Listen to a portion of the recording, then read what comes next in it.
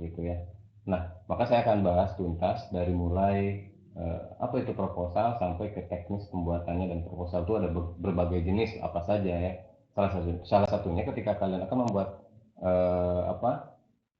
akan membuat sebuah kegiatan itu harus apa membuat sebuah proposal. Nah ya, baik, akan saya coba dari awal nih. Nah, tentang pengertian proposal. Apa sih proposal? Bisa dilihat ya. Oke, saya berbicara dulu. Nah, proposal itu berasal dari bahasa Inggris, yaitu to propose, yang artinya mengajukan. Artinya proposal itu adalah sebuah ajuan sebetulnya, baik itu ajuan anggaran, ajuan bisnis, atau pengajuan kegiatan dan sebagainya. Biasanya kalau kalau OSIS atau organisasi ekskul dan sebagainya itu eh, menggunakan proposal untuk pengajuan kegiatan, sekaligus pengajuan anggaran, biasanya ada yang seperti itu. Namun saya mengutip dari beberapa pengertian yang sudah diakui. Menurut KBBI bahwa proposal itu berarti rencana yang dituangkan dalam bentuk rancangan kerja. Lalu menurut Hasan Anwar, proposal adalah rencana yang disusun untuk kegiatan tertentu. Lalu menurut Kraft itu proposal merupakan suatu saran atau permintaan kepada seseorang atau suatu badan untuk mengerjakan atau melakukan suatu pekerjaan. Jadi intinya eh, proposal itu adalah sebuah bentuk pengajuan berbentuk tulisan, begitu ya. Mau pengajuan anggaran, mau pengajuan kegiatan dan sebagainya itu dikemas dalam bentuk proposal. Nah, jadi secara umum proposal itu adalah tulisan yang dibuat oleh penulis dengan maksud untuk menjelaskan rencana dan tujuan suatu kegiatan kepada para pembaca, sehingga mereka mendapatkan pemahaman tentang tujuan kegiatan tersebut secara lebih jelas dan detail. Artinya eh, kerangka kegiatan dalam pengajuannya, kita misalkan mau mengajukan sebuah kegiatan, nah kerangka kegiatannya itu harus jelas dan detail, tidak bertele-tele ya. Biasanya banyak proposal yang kalimat-kalimatnya itu sangat begitu bertele-tele, misalkan dengan kalimat-kalimat yang puitis atau kalimat-kalimat yang eh, bersifat konotatif gitu ya. Itu sebetulnya dalam proposal tidak begitu dibutuhkan, tapi yang penting proposal itu jelas, lugas, detail, dan juga tepat sasaran begitu. Jadi dengan proposal maka diharapkan dapat memberikan informasi yang jelas kepada para pembaca sehingga mereka mengerti maksud dan tujuan proposal tersebut. Siapa pembacanya? Ya pasti orang yang atau lembaga yang diajukan proposalnya begitu. Namun pada umumnya proposal merupakan sebuah program atau rencana suatu kegiatan yang sifatnya hanya sebagai usulan saja. Dapat dikatakan juga proposal merupakan usulan yang tertulis untuk melakukan suatu kegiatan yang ditujukan kepada pihak-pihak yang ada hubungannya dengan kegiatan tersebut, begitu ya. Jadi itulah pengertian proposal. Jadi ketika kalian akan mengajukan kegiatan, apa sih proposal? Bagaimana sih membuat proposal? Intinya proposal itu adalah sebuah pengajuan, ya. Nanti ada jenis-jenisnya, ada bentuk-bentuk proposalnya, lalu proposal untuk apa gitu ya, difungsikan untuk apa dan sebagainya. Kita lanjutkan dulu. Nah, berikutnya adalah syarat-syarat untuk menyusun sebuah proposal. Nah, untuk menyusun proposal itu memiliki yang pertama, proposal itu harus memiliki struktur dan logika yang jelas dan mudah dimengerti. Artinya apa? Seperti yang saya katakan tadi, tidak bertele-tele. Strukturnya jelas dari mulai pendahuluan, latar belakangnya bagaimana, lalu tujuannya apa, sampai ke hal-hal yang sifatnya teknis itu dijelaskan secara runtut, secara terstruktur, secara lugas dalam sebuah proposal. Tidak tidak bertele-tele dan apa, tapi juga bukan berarti jelas itu tidak berarti singkat ya. Bisa dijelaskan secara detail, secara rinci, deskripsikan begitu, baik itu kegiatan, nyusunan panitia dan sebagainya itu dalam proposal. Yang kedua, memiliki hasil dan kegiatan jelas dan terukur. Artinya begini, contohnya misalkan sekarang OSIS mengadakan kegiatan LDKS ya. Ketika mengadakan LDKS, hasilnya dan kegiatannya itu jelas dan bisa terukur. Apa apa manfaatnya, apa kegunaannya, lalu untuk siapa begitu ya manfaatnya. Itu harus jelas dan terukur begitu. Itu syarat yang kedua. Syarat yang ketiga, memiliki rumusan jenis kegiatan yang ditulis secara detail dan terperinci. Artinya rumusannya itu tidak mengawang-awang gitu, tidak mengada-ngada, tapi secara detail dan terperinci. Yang keempat, nah jika menggunakan anggaran, maka anggarannya pun harus dituangkan secara realistis. Biasanya kan eh, kita mengajukan proposal ada anggaran dananya ya, misalkan anggaran dananya untuk kegiatan ini sekian sekian gitu. Tapi tidak ditulis secara terperinci. Misalkan untuk kesehatan, kesehatan itu butuh obat-obatan, obat-obatannya apa saja, dirincikan tuh dari mulai oskadonnya sampai apapun itu gitu ya, obat luar, obat dalam. Atau misalkan untuk konsumsi, konsumsi beli apa aja nih. Kita harus tahu jelas harganya, dituangkan dalam sebuah proposal. Misalkan konsumsinya itu konsumsi makanan berat. Makanan berat itu satu orangnya misalkan 10.000 dikali berapa orang, pesertanya berapa itu harus jelas. Itu anggaran dana. Jadi semuanya harus bersifat realistik untuk anggaran ya. Itu syarat-syaratnya. Jadi ada 4 syarat untuk menyusun proposal. Begitu kita lanjutkan. Nah, tujuannya sih untuk apa? Dibuat proposal. Proposal itu dibuat untuk mendapatkan bantuan dana. Ya, jelas. Bisa juga ya. Lalu untuk mendapatkan dukungan, ketika misalkan ada sebuah program, kita kita punya program atau OSIS misalkan punya program nih, punya program kerjasama misalkan dengan sebuah eh, lembaga pemasyarakatan atau lembaga-lembaga yang bersifat edukasi, misalkan minta kerjasama atau dukungan, itu bisa melalui proposal gitu. Jadi eh, tidak berupa uang saja, minta bantuannya tidak berupa dana saja, tapi berupa dukungan juga bisa. Misalkan OSIS mau mengadakan kegiatan di Kasupan Cibadak misalkan, Kasupan Cibadak. Nah, ketika Kasupan Cibadak eh, dukungannya berupa apa? Misalkan fasilitas tempat, itu bisa berupa apa? Bisa menggunakan proposal. Jadi tidak harus proposal itu ditujukan untuk mendapatkan bantuan dana saja. Lalu yang ketiga untuk mendapatkan perizinan, misalkan mau ngadain kegiatan di Sawarna misalkan, tempatnya di area perkampungan misalkan, itu juga bisa menggunakan proposal tanpa harus kita misalkan membayar dengan finansial, tapi dukungannya itu perizinan tempat misalkan atau perizinan kegiatan dan sebagainya ya, banyak macam-macamnya. Ini yang penting tujuan proposal ada 3, untuk mendapatkan bantuan dana, untuk mendapatkan dukungan, untuk mendapatkan perizinan. Tentunya semua itu adalah bentuknya pengajuan. Adapun mau diterima atau tidak kan itu tidak menjadi persoalan karena kita mengajukan, ketika diajukan itu diterima atau tidak ya itu kembali lagi kepada sistem yang berlaku ya. Berikutnya, nah fungsi tadi tujuan, sekarang fungsi proposal. Eh, Jika kita akan melakukan penelitian, ya tentu untuk melakukan penelitian yang ada kaitannya dengan sosial, budaya, ekonomi, dan lain-lain itu bisa. Jadi bisa menggunakan proposal. Lalu juga dapat digunakan untuk mengajukan mendirikan suatu usaha. Misalkan eh, apa ya, UMKM.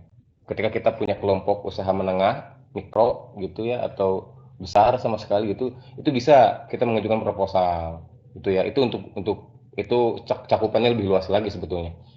Untuk mengajukan mendirikan usaha. Misalkan kita punya sebuah kelompok kelompok apa usaha, kita mengajukan ke dinas untuk mengajukan proposal sebagai usaha gitu, itu bisa.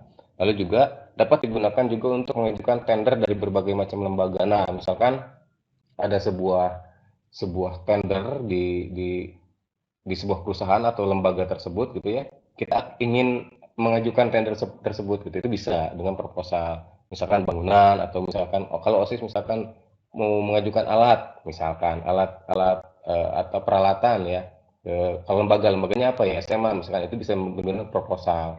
Misalkan pengajuan OSIS ini butuh misalkan komputer, itu bisa mengajukan dengan sebuah proposal, itu mengajukan tender ya. Lalu juga dapat digunakan untuk mengadakan acara-acara kegiatan misalnya seperti perayaan, seminar, pelatihan, perlombaan, dan lain-lain. Nah, salah satunya misalkan kegiatan hari ini, LDKS, OSIS yang kedua ya, LDKS OSIS yang kedua. Itu kan pasti panitia sebelumnya merancang rapat dan juga menyusun proposal untuk di ACC tidak kegiatan ini, baik itu dari anggaran dan kegiatannya begitu. Itu pasti sudah dirancang sebelumnya oleh panitia. Ya, itu fungsinya. Berikutnya, manfaat proposal. Jadi ada 3 manfaat. Yang pertama menjadi rancangan yang mengarahkan panitia dalam melaksanakan kegiatan tersebut. Artinya menjadi sebuah SOP atau standar operasionalnya gitu, operasional dalam kegiatan. Misalkan nanti karena pasti di dalam proposal itu ada susunan panitia itu pasti ada tupoksinya masing-masing atau ranah kerjanya masing-masing. Misalkan dari mulai ketua, sekretaris, bendahara sampai ke seksi-seksinya itu punya tupoksinya masing-masing harus dijalankan dengan baik. Jadi semuanya tertuang dalam proposal. Lalu yang kedua, untuk menjelaskan secara tidak langsung kepada pihak-pihak yang ingin mengetahui kegiatan tersebut, gitu. Misalkan eh, mengadakan kegiatan hari ini OSIS itu juga diketahui oleh Wakasiswaan misalkan, Wasekhumas, lalu masyarakat mungkin yang berkaitan atau stakeholder yang berkaitan, lembaga-lembaga yang memang perlu mengetahui kegiatan ini misalkan. Itu juga bisa menggunakan proposal, gitu ya. Lalu yang terakhir, untuk meyakinkan para donatur atau sponsor agar kita atau mereka dapat memberikan dukungan secara material maupun finansial dalam mewujudkan kegiatan yang telah direncanakan. Itu jelas seperti tadi ya, untuk mengajukan eh, anggaran ini tentunya. Kalau misalkan kita butuh anggaran ya, sebetulnya kegiatan ini bisa mengajukan kegiatan apa anggaran keluar gitu. Misalkan kita akan kerjasama dengan Bank Banten misalkan. Kalau dulu saat zaman saya sekolah, saat zaman saya sekolah dulu, ketika ketua OSIS-nya Pak Suhendar ya, ada yang kenal Pak Suhendar ya pasti ya. Itu ketua OSIS zaman saya dulu di angkatan saya saat itu. Nah, saya nggak saat itu saya ketua pelaksana kegiatan. Nah, ketua OSIS-nya Pak Suhendar, lalu pembina OSIS-nya Pak Dadan saat saya SMA di SMA 1 Jember ya. Nah, saat itu kita mengajukan anggaran itu sampai ke tingkat dinas sosial ke Rangkas. Jadi saya ngajuin anggarannya itu ke dinas ke Rangkas. Maka kita bawa proposal nih ke Rangkas ke dinas sosial. Itu bisa loh sebetulnya. OSIS bisa bergerak seperti itu. Atau misalkan OSIS punya stakeholder yang lain, ibaratnya misalkan apa kerjasama dengan Indosat atau XL, itu pernah loh. OSIS OSIS angkatan-angkatan sebelumnya atau angkatan saya juga sudah melakukan dulu, itu bisa kerjasama dengan pihak-pihak seperti itu. Misalkan dengan Indosat, sistem kerjasamanya apa? Nanti misalkan menjual kartu, kita menjual kartu tapi fee-nya untuk kegiatan kita, mereka dapat kartunya terjual gitu. Itu bisa dilakukan dengan proposal ya. Jadi tidak serta merta ketika ada kegiatan nih, semua kegiatan itu harus didalang atau ditangani oleh anggarannya dari sekolah. Sebetulnya seperti itu. Kalau kalian bisa kreatif menyusun sebuah kalimat dalam proposal, itu bisa sistem kerjasamanya harus bisa dijalin seperti itu ya. Kita lanjutkan. Berikutnya jenis-jenis proposal. Nah ini seperti yang saya katakan tadi, ada 4 jenis proposal. Yang pertama proposal bisnis, proposal proyek, dan proposal penelitian, dan proposal kegiatan. Ini tentunya bentuk di dalamnya, strukturnya pasti relatif sama, tapi ada poin-poin penting yang berbeda. Jelas ya. Misalkan proposal bisnis, ya pasti kaitannya dengan bisnis. Proposal proyek ya kaitannya dengan proyek ya. Proposal penelitian nih, misalkan yang KIR, pasti bentuknya pengajuannya karena untuk mendapatkan anggaran pasti dalamnya akan berbeda dengan proposal kegiatan tentunya. Itu jenis-jenis proposal. Misalkan eh, kalian mendapatkan bantuan dari LIPI misalnya, ya kita ingin mendapatkan bantuan dari LIPI ketika akan mengadakan penelitian. Itu bisa dengan proposal, kita ajukan sebuah proposal ke LIPI, lembaga penelitian ilmiah ya. Eh, itu nanti LIPI akan mengalirkan dana untuk kita untuk penelitian kita seperti itu, sehingga eh, kita mengajukan proposal ke LIPI dengan struktur anggaran dan planning kita rencanakan gitu ya, seperti yang saya katakan di awal bahwa dalam penyusunan proposal harus kita terencana dengan baik, harus planningnya dengan baik begitu. Bisnis proposal tidak dapat proposal bisnis, proyek, penelitian, dan kegiatan. Nah, kalau proposal kegiatan seperti yang teman-teman OSIS lakukan hari ini, jadi pasti sebelum ngadain kegiatan ini pasti mereka membuat sebuah proposal kegiatan ya.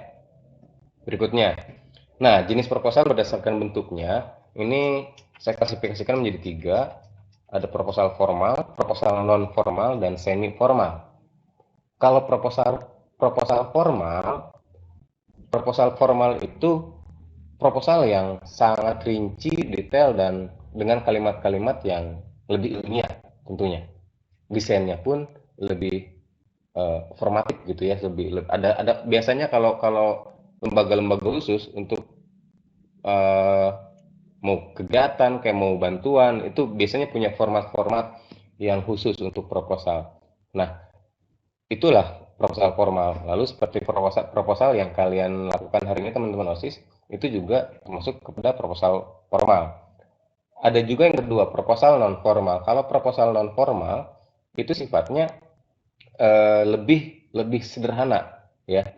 Berupa surat saja itu bisa dikatakan proposal. Misalkan eh, kita mengadakan sebuah kegiatan, namun kegiatan itu sudah tertulis dalam dalam surat tersebut, dalam kalimat-kalimatnya, dalam pengajuannya begitu. Itu bentuk surat saja, itu juga bisa dikatakan formal, proposal, tapi bentuknya atau sifatnya non formal. Tapi ada juga proposal yang semi formal.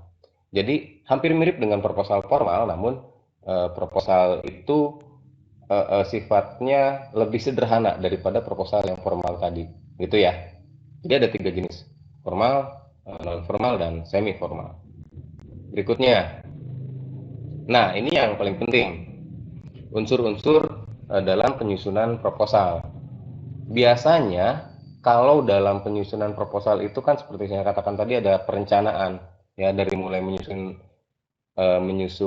apa panitia, menyusun kegiatannya sampai kepada penyusunan proposal. Nah, biasanya penyusunan proposal dilakukan setelah semua konsep itu terangkum dalam rapat anggota biasanya, begitu. Jadi pastikan rapat dulu nih panitia, disusun dulu semua anggaran, kegiatannya, panitianya siapa saja, job desk-nya apa saja gitu ya. Lalu kegiatannya bagaimana, pesertanya siapa begitu. Ini bisa dipecah dalam konsep ini, dalam konsep 5W1H. Ya, what, why, when, where, who, how. Ketika dalam penyusunan proposal, kalian fokus dalam 6 konsep ini. Ya, 6 konsep ini ya. Jadi, what, apa kegiatan yang akan dilakukan, gitu. Jadi, pasti ini dibahas dalam prosesnya rapat rapat anggota tadi, rapat panitia, begitu. Jadi sebelum menyusun proposal nih, kita harus menyusun konsepnya dulu. Konsepnya what, misalkan, apa dulu, apa kegiatannya. Lalu why, mengapa, kenapa kegiatan ini dilakukan, ya. Lalu when, kapan, kapan kegiatan ini dilakukan. Where, di mana kegiatan ini dilakukan. Who, siapa, siapa saja panitianya, siapa saja stakeholder yang terlibat, lalu siapa saja pesertanya. Lalu how, bagaimana. Nah, ini dijelaskan semua dalam proposal. Biasanya dalam bab satu atau pendahuluan itu dipecah, konsep-konsep itu dipecah seperti itu ya, dijelaskan secara rinci detail. Nah, terkadang begini, di kita itu terkadang membuat proposal itu copy paste ya, jadi nyomot dari Google, misalkan mengadain LDKS nih contohnya, misalkan ibaratnya mengadain LDKS, copy paste adalah udah yang sebelumnya gitu. Jadi, tapi kita nggak tahu, padahal padahal itu apa ya, sedikit membodohkan gitunya. Tapi coba ke depan, saya harap kalian bisa merancang proposal itu eh, sesuai dengan apa namanya, kegiatan yang akan kalian lakukan. Misalkan dirancang dari mulai why, what, apa kegiatannya. Misalkan kita buat tema tentang LDKS 2 nih contohnya, misalkan. Lalu why, kenapa? Kenapa di apa dilakukan kegiatan ini? Itu kan bisa dideskripsikan ya. Kenapa sih harus dilaksanakan LDKS 2? Itu kan sebuah pertanyaan yang kita bisa jawab sendiri sebetulnya untuk diajukan dalam sebuah proposal. Lalu when, kapan? Kapan dilaksanakannya? Misalkan dari tanggal sekian sampai tanggal sekian gitu. Who, siapa saja? Siapa saja pesertanya, siapa saja pematerinya gitu kan. Karena nanti akan disusun juga dalam surat undangan misalkan dan sebagainya ya, sampai ke bagaimana bagaimana ini dirincikan juga nanti dalam proposal, eh, kegiatannya bagaimana, pematerinya siapa saja, waktunya kapan, dan sebagainya. Lalu konsepnya bagaimana. Nah, setelah itu jadi baru biasanya sekretaris menyusun proposal, mengetik proposalnya itu sendiri begitu. Jadi tahapannya seperti itu. Jadi jangan jangan asal copy paste sehingga eh, kalian tidak bisa membuat proposal hanya copy paste saja gitu ya. Pasti di awalnya itu OSIS adalah bla bla bla bla bla bla dengan seperti itu terlalu bertele-tele menurut saya. Tapi coba lebih lebih diorientasikan pada eh, maksud dan tujuan kegiatan itu dilakukan. Kalau proposalnya proposal kegiatan gitu ya. Kalau proposal pengajuan dana ya dananya untuk apa, dananya berapa gitu ya, outputnya apa yang dihasilkan gitu. Itu bisa dibuat seperti itu. Kita lanjutkan. Nah, ini sistematika penyusunan proposal kegiatan. Sebetulnya umum ya, karena ini OSIS, saya tidak akan bahas proposal bisnis atau proposal proyek atau proposal penelitian. Kalau penelitian biasanya anak-anak akhir ya, karena ini proposalnya apa? Karena kita kegiatannya OSIS yang dituntut harus membuat kegiatan dan bisa melaksanakan kegiatan juga harus bisa membuat proposalnya. Maka saya akan eh, berikan secara umum ini sistematika penulisan proposal untuk kegiatan. Yang pertama, latar belakang kegiatannya. Latar belakang kegiatan ini bisa kalian deskripsikan secara rinci dalam proposal. Latar belakangnya bagaimana kegiatannya, misalkan dimulai dari eh, menjelaskan tentang keadaan OSIS atau misalkan eh, kegiatannya bagaimana. Biasanya latar belakang itu dari umum ke khusus ya. Ya, secara secara garis besar biasanya latar belakang itu yang bagus. Jelaskan dulu, deskripsikan secara umum, lalu mengerucut kepada khusus, kepada kegiatannya apa. Biasanya gitu. Lalu yang kedua, dasar pemikirannya. Nah, dasar pemikirannya ini apa? Misalkan dilaksanakan kegiatan seperti sekarang ya DKS OSIS. Dasar pemikiran diadakan kegiatan ini apa? Misalkan anggaran dasar dan anggaran rumah tangga OSIS atau misalkan program kerja OSIS itu dasar pemikiran ya. Lalu nama kegiatan. Nah, nama kegiatannya apa? Misalkan kalau sekarang kan OSIS LDKS OSIS tahap 2 itu nama kegiatan kan. Lalu tujuan kegiatannya. Tujuan kegiatannya apa? Nah, dilaksanakannya misalkan dilaksanakannya LDKS OSIS tahap 2 tujuannya adalah bla bla bla bla bla. Dirinci seperti itu. Target kegiatan. Target kegiatannya ini eh, maksudnya bagaimana? Maksudnya targetnya ini outputnya nanti bagaimana setelah misalkan dilaksanakan kegiatan kegiatan LKS ini nanti outputnya untuk apa? Bagaimana? Diharapkan misalkan dengan dilaksanakannya LKS tahap 2 ini semua anggota OSIS gitu misalkan dapat membuat atau dapat menjadi insan-insan eh, pemimpin yang baik misalkan ya. Seperti itu bisa dideskripsikan lebih lanjut. Lalu manfaat kegiatan. Nah, manfaatnya apa dari kegiatan ini? Itu bisa dijelaskan, dideskripsikan juga dalam proposal ya. Jenis kegiatan, waktu dan tempat, jadwal, lalu pelaksana dan organisasi kegiatan kerja. Ini susunan panitia lah ya. Susunan kegiatan, susunan panitia, lalu sasaran kegiatannya. Misalkan sasaran kegiatannya itu berarti objeknya, pesertanya siapa gitu ya. Jadi misalkan kegiatan LDKS 2 ini misalkan sasarannya adalah siswa kelas 10 yang menjadi calon pengurus OSIS misalkan gitu. Lalu anggaran dana kegiatan dideskripsikan juga seperti yang saya katakan tadi harus realistik ya. Ketika beli misalkan butuh ATK, ATK-nya itu misalkan harganya balpen berapa misalkan, lalu buku tulis berapa itu kan ya. Itu juga dimasukkan ke dalam proposal, tapi harus realistik. Jangan sampai misalkan harga aslinya 5.000 ditulis jadi 10.000. Tapi meskipun begitu biasanya dalam proposal itu biasanya kan anggarannya di up ya, anggarannya ditinggi-tinggikan. Tapi harus realistik meskipun seperti itu. Misalkan eh, harga balpen 10.000, jadi harga balpen 50.000 kan tidak realistik ya. Jadi harus jelas, harus realistik. Gitu. Berikutnya setelah anggaran dana ya sudah penutup. Ini sistematika penulisan proposal secara umum ya, secara umumnya seperti ini. Jadi ketika kalian melakukan atau membuat sebuah penyusunan proposal, dibuat sistematikanya seperti ini minimal. Ini ya sudah standar begitu. Tapi memang di kita di SMA 1 Cilebar belum ada standar proposal yang baku. Jadi sehingga masing-masing ekstrakurikuler atau OSIS, intrakurikuler ketika membuat proposal kegiatan ya dengan draft masing-masing begitu. Kita belum punya khusus struktur atau sistematika penulisan yang baku di kita. Tapi minimal kalian buat seperti ini. Kalau saya mengajarkan di anak-anak Panzer pasti seperti ini. Gitu. Latar belakang, dasar pemikiran, sampai strukturnya seperti ini. Ini secara umum ya. Berikutnya. Nah, kaidah kebahasaan dalam proposal. Biasanya proposal itu menggunakan istilah ilmiah kalau proposalnya tadi proposal penelitian jelas, ya. Meskipun itu proposalnya yang bersifat non formal, itu juga harus bersifat ilmiah karena biasanya yang membuat proposal kan harus apa namanya lebih kepada akademisi ya, gitu. Yang kedua, menggunakan kata kerja, tindakan atau menyatakan langkah-langkah kegiatan atau metode, begitu.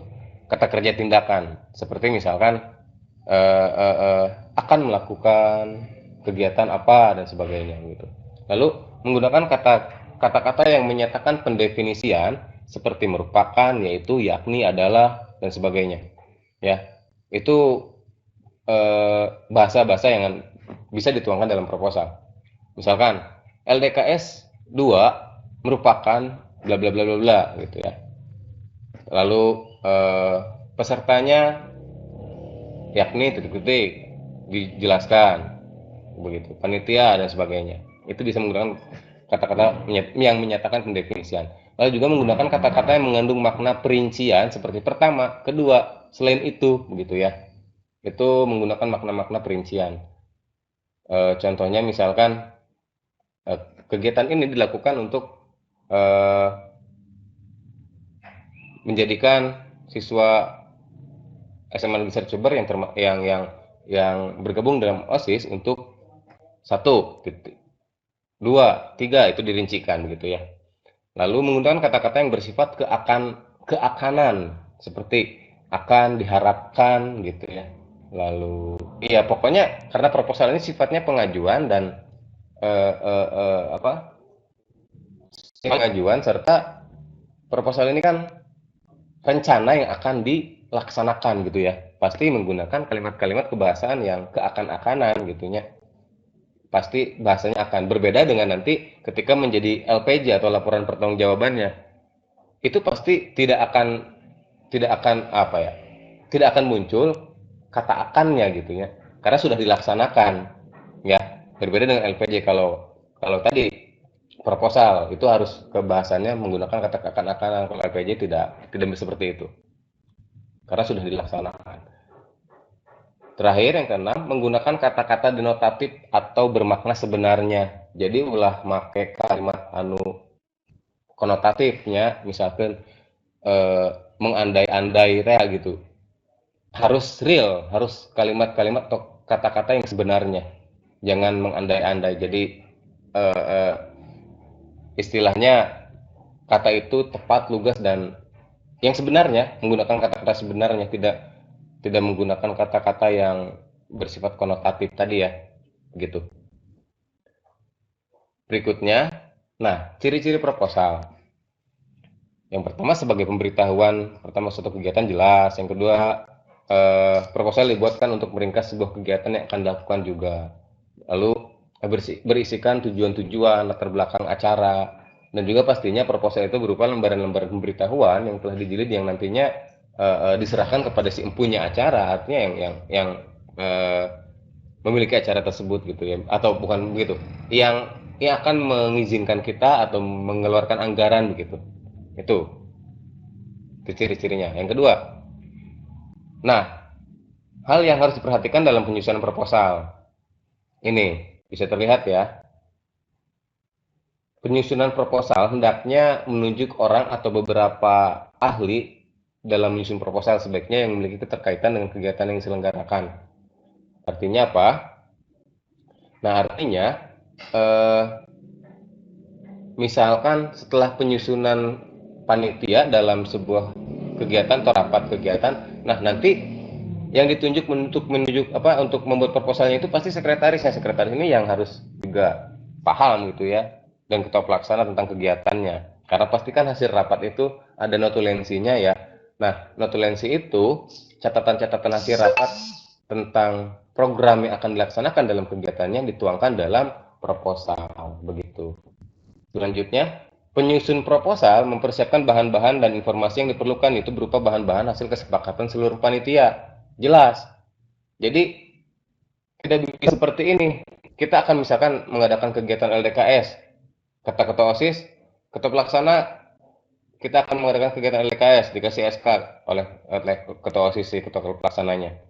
Setelah itu, yang bikin proposalnya ketua pelaksana hantam sorangan tanpa disosialisasikan kepada anggota panitianya. Sehingga ketika anggota panitia ditanya tidak tahu apa-apa. Nah, jangan seperti itu, tapi hasil musyawarah mufakat semua panitia, semua anggota OSIS dan sebagainya. Kayak gitu ya.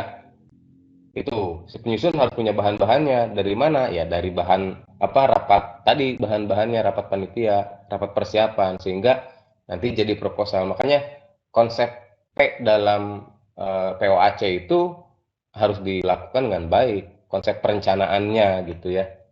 Jadi yang ngedadak nih, misalkan besok mau ngadain kegiatan, hari ini bikin proposal tanpa dirapatkan dulu, nah itu yang salah. Ya, nanti ketika kegiatan berjalan, mau ngapain nih, kayak gimana, kan nggak tahu. Semua struktur panitianya nanti tidak berjalan dengan baik, karena tidak tahu job desk-nya apa, gitu. Berikutnya, menyusun draft proposal dengan sistematik, menarik, dan realistis. Nah, draft proposalnya itu disusun dulu secara sistematis dari mulai pendahuluan, latar belakang dan sebagainya. Lalu juga harus menarik. Nah, menarik di sini bukan dalam berarti harus tampilannya yang wah gitu ya, tapi keterbacaannya yang apa? Keterbacaannya yang memang harus lebih jelas begitu. Lalu kalau mau dibubuhkan gambar ya juga boleh gitu ya, tidak menjadi persoalan dalam penyusunan proposal, tapi juga yang terpenting adalah keterbacaan dari proposal itu. Juga realistis. Realistis yang dimaksud di sini adalah tadi itu, kegiatannya itu kegiatan yang akan dilaksanakan dengan catatan dalam proposal itu harus sesuai begitu. Misalkan dalam proposal ditulis kegiatan LDKS ini tanggal sekarang tanggal berapa? Dalam proposal tanggal 9 misalkan. Dilaksanakannya misalkan tanggal 15. Kan tidak sesuai ya.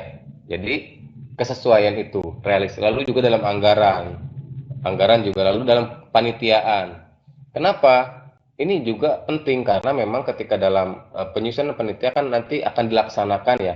Misalkan eh, si Saud sebagai ketua pelaksana, si Cecenet misalkan sebagai sekretaris, si apa lagi, si Kadal Hejo misalkan jadi bendahara, jadi humasnya siapa misalkan si Tri jadi humasnya misalkan ya, itu kan harus jelas gitu. Ketika misalkan dilaksanakannya nanti kalau tidak seperti itu akan bingung gitu ya. Jadi harus jelas. Maka harus dalam bentuk yang realistis. Lalu proposal dibicarakan dalam forum musyawarah untuk dibahas, direvisi dan disetujui. Nah, seperti yang saya katakan tadi, ketua pelaksana atau ketua OSIS nunjukin proposal teh gitu. Tanpa diketahui, direvisi dan disepakati oleh semua anggota gitu. Sehingga ketika kayak dalam pelaksanaannya tidak tahu nanti si anggotanya bagaimana dan kegiatannya apa dan seterusnya. Karena ya wajar nunyeun nage sorangan gitunya, tapi harus disepakati bersama, diketahui bersama sampai ke teknis-teknisnya seperti apa gitu ya. Berikutnya dibuat proposal yang telah disempurnakan untuk dipergunakan sebagai mestinya. Nah, setelah semua dari poin A sampai poin D tadi selesai, maka proposalnya dibuat. Draftnya kan tadi sudah selesai, dibuat proposal sesungguhnya, disempurnakan untuk dipergunakan sebagaimana mestinya, gitu ya. Selanjutnya, atur thank you. Gitulah. Eh, Masih ada waktu tidak? Eh, Semoga materinya bermanfaat dan kalian tidak puas sehingga ada yang ingin tanyakan. Kita lebih lanjut diskusi saja. Itu yang dapat saya sampaikan. Terima kasih. Silakan kita masuk ke forum tanya jawab. Kalau ada waktu, saya kembalikan kepada moderator. Terima kasih. Assalamualaikum warahmatullahi wabarakatuh.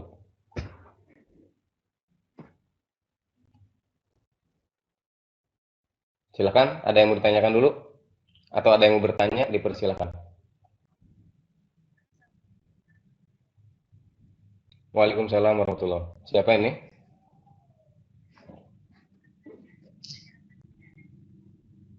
Iya.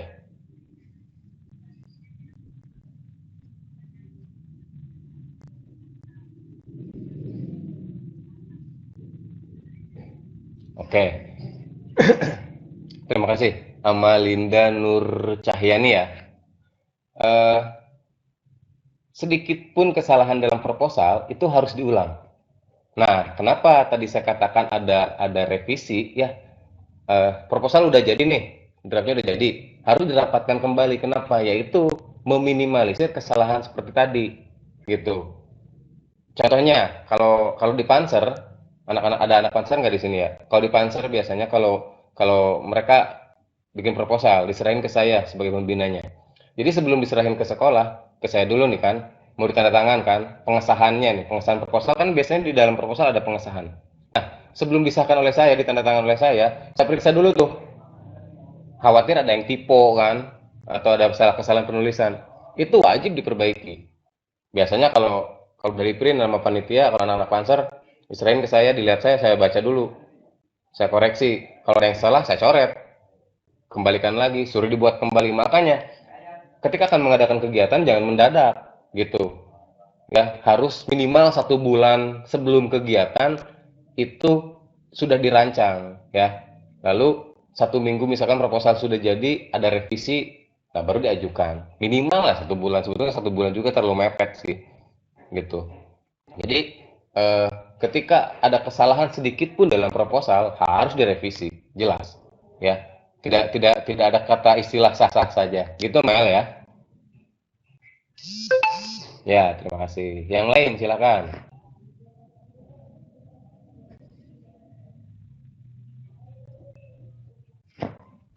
Ya, terima kasih. Ira, silakan.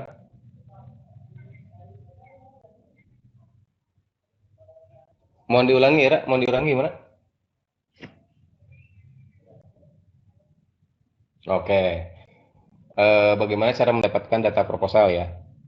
Data proposal itu didapatkan dari hasil rapat panitia atau rapat anggota ya.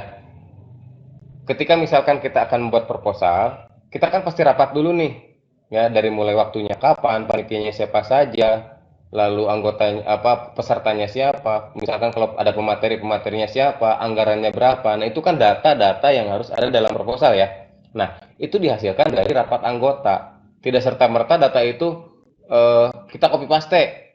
Misalkan karena OSIS angkatan sebelumnya sudah mengadakan LDKS tahap 2 misalkan. Ah, kita copy paste aja ambil, kita ketik lagi disamain, itu nggak bisa. Mungkin aja ada harga yang berbeda, mungkin aja kan jelas pasti berbeda. Anggotanya juga pasti berbeda, panitianya juga nama-namanya kan pasti berbeda, gitu. Nah, data-data itu dikumpulkan dari hasil musyawarah atau rapat anggota, gitu ya Ira. Oke, yang lain silahkan. Izin bertanya. Ya, Perkenalkan, nama saya Adri Nuraini dari kelas 10 IPS 3. oke, silahkan Tri.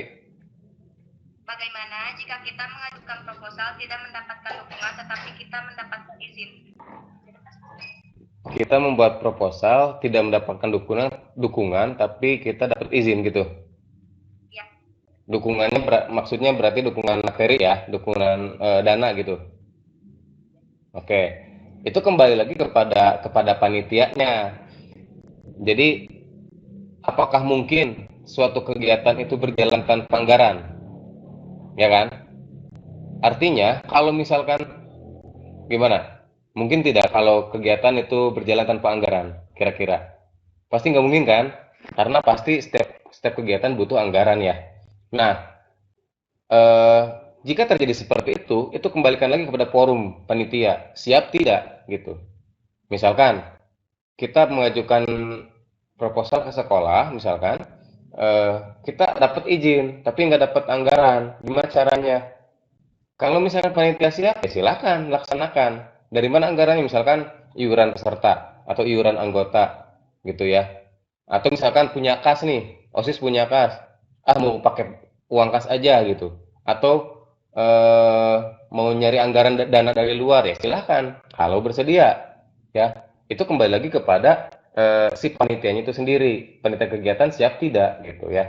Kalau misalkan siap ya laksanakan, kalau tidak ya jangan kayak gitu. Itu trik. Ya Pak. Ada yang lain silakan. Izin bertanya, Ya, siapa ini? perkenalkan nama saya Sabrina Putri Ambiani dari kelas 10 I1. Apa yang membedakan proposal bisnis dan proposal proyek? Oke, yang membedakan proposal bisnis dengan proposal proyek ini, wah si Selfie warek jadi pengusaha sih gana ya mah. Sengaja saya tidak bahas lebih lanjut sebetulnya karena memang orientasinya kan kalian di kegiatan ya, paling sama penelitian. Kalau proyek dan bisnis itu lebih jauh lagi sebetulnya. Kalau proposal bisnis itu biasanya eh, ada istilahnya agreement atau persetujuan ya antara pihak si penyandang dana, si investornya ibaratnya sama kita sebagai pelaku gitu. Biasanya ada kesepakatan di sana. Kesepakatannya ada disebutnya kesepakatan emas, dari silver misalkan sampai gold gitunya, sampai ini ada kesepakatan-kesepakatannya. Misalkan nih, contoh kecil gini lah. Eh, saya mau buka usaha UMKM-nya. Misalkan saya punya UMKM nih, usaha kecil menengah. Saya mau buka usaha, misalkan. Saya nggak punya duit dong, mau buka usaha gitunya. Saya mau ngajuin proposal ke PT Gama. Nah, kan namanya bisnis, PT Gama nggak mau rugi kan, ibaratnya gitu. Dikasih sama PT Gama anggaran nih seberapa miliar misalnya, itu bisnis namanya. Tapi apa timbal baliknya untuk si PT Gama? Gitu. Itu kalau proposal bisnis. Ya, ada simbiosis mutualisme. Kalau proposal bisnis, jadi saling menguntungkan. Gitu ya. Ada simbiosis mutualismenya. Kalau proposal proyek biasanya itu untuk pengadaan-pengadaan. Kayak misalkan kalian kalian OSIS misalkan butuh butuh printer misalkan, kalian bikin proposal ngajuin ke sekolah, nah itu salah satunya proposal proyek gitu. Atau gini lah, kalau lebih luasnya lagi, eh, si perusahaan A punya apa namanya, punya ya perusahaan yang besar yang maju gitunya, punya proyek nih, punya program, maksudnya punya program, kita mau ngajur proyek itu misalkan, kita ajuin proposal ke si perusahaan ini, nah itu proyek gitu namanya. Tapi nanti harus ada pertanggungjawaban dari kita sih yang mengajukan ini gitu ke si perusahaannya. Atau gini lagi lah, saya persederhana, eh, SMA satu Cibeber sekolah punya program misalkan, programnya program tentang apa ya, tentang hari ulang tahun SMA satu Cibeber misalkan. Lalu OSIS nih, wah, proyek ki yang OSIS ya, piduiteun ya misalkan. Bikinlah pengajuan kegiatan tentang itu misalkan. Itu juga proyek misalkan. Diturunkan anggarannya dari sekolah untuk OSIS, tapi nanti ada pertanggungjawaban dari OSIS untuk proyek tersebut misalkan. Kayak itulah. Itu proyek, tapi sebenarnya lebih skupannya lebih skala yang lebih besar. Ada lagi? Mohon maaf Bapak, waktunya sudah habis. Oke, waktunya sudah habis ya. Semoga kalian tidak puas dengan apa yang saya sampaikan. Eh, Kalau ada yang ingin ditanyakan ya, semoga kita dipertemukan di lain kesempatan. Terima kasih banyak panitia yang sudah mengundang saya, lalu juga para peserta LDKS tahap 2. Semoga ilmunya bermanfaat dan eh, berkah ya. Semoga kalian juga bisa apa namanya mengaplikasikan dalam organisasi OSIS ini gitu. Terima kasih banyak. Cukup sekian dari saya. Salam budaya, salam lestari, salam literasi. Assalamualaikum warahmatullahi wabarakatuh.